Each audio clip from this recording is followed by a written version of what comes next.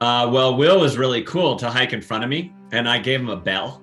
It's like a little bear bell, and he had a trekking pole, and he'd jingle it a little bit so I could hear him walking. So that's the way I usually hike behind somebody to kind of get a little sound beacon.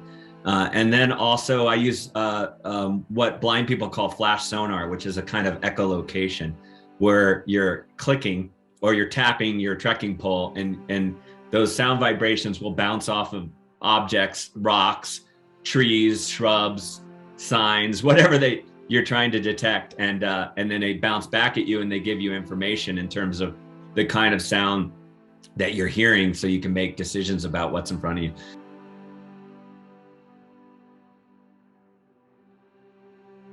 Yeah, well, we rappelled down into the volcano. We were in good, safe hands. We had a good safety crew around us, but yeah, it was cool to rappel down to the shelf right above the lava lake, these series of lava lakes right below us. Liquid lava, just like in these vents that would shoot these magma bombs. They'd be the size of like a van, and they'd shoot up half a mile in the sky and explode back down into the lava lake. And that would create like waves of lava that would smash up against the walls of the volcano. It was just insane. It was so violent. And so we were setting up the sound equipment to study the sound of the volcano, but not necessarily the sound that you could hear, but the sound you can't hear. I mean, there's the sum of the sound is the sound waves are so long that the human ear can't even detect them. There's no like natural evolutionary reason why humans would need to hear that kind of gigantic sound waves. But one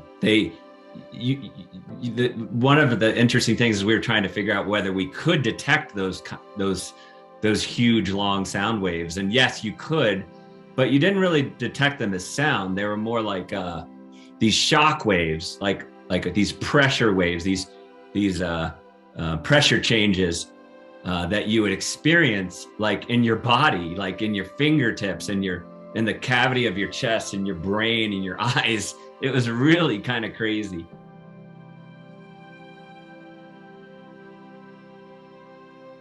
Will has been like this huge star for his whole life, and he's been pretending to be action stars, saving the world and going to space. I mean, I think this was his chance to like join real explorers and actually go explore the earth for real.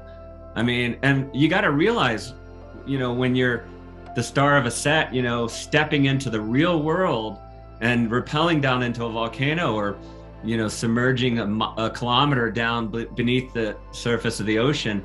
I mean, that's a bold ass maneuver for someone. I thought it was really impressive, because he really was experiencing this stuff for the first time. And like you could see the fear and the excitement and the anxiety and the delight, as he was experiencing all this stuff. And that was really, that made the experience really fun.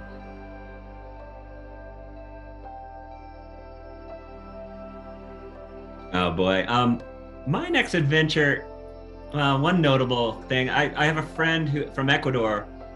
He's a guide. He fell, he broke his back, he's in a wheelchair, and he wants to go climb a peak called Cotopaxi, which is a 19,300 foot peak. It's like a almost 6,000 foot peak. It's totally badass. And he has a sled, and somebody anchors the rope, and then he sort of cranks up the mountain with his arms on this sled. And he asked me to be a part of that. I'm going to go there and help him out, be a mule carrying some weight for him, because I think that is so rad, to be a part of people exploring, the world and their own limits and their own possibilities. People who traditionally haven't had the chance to do that.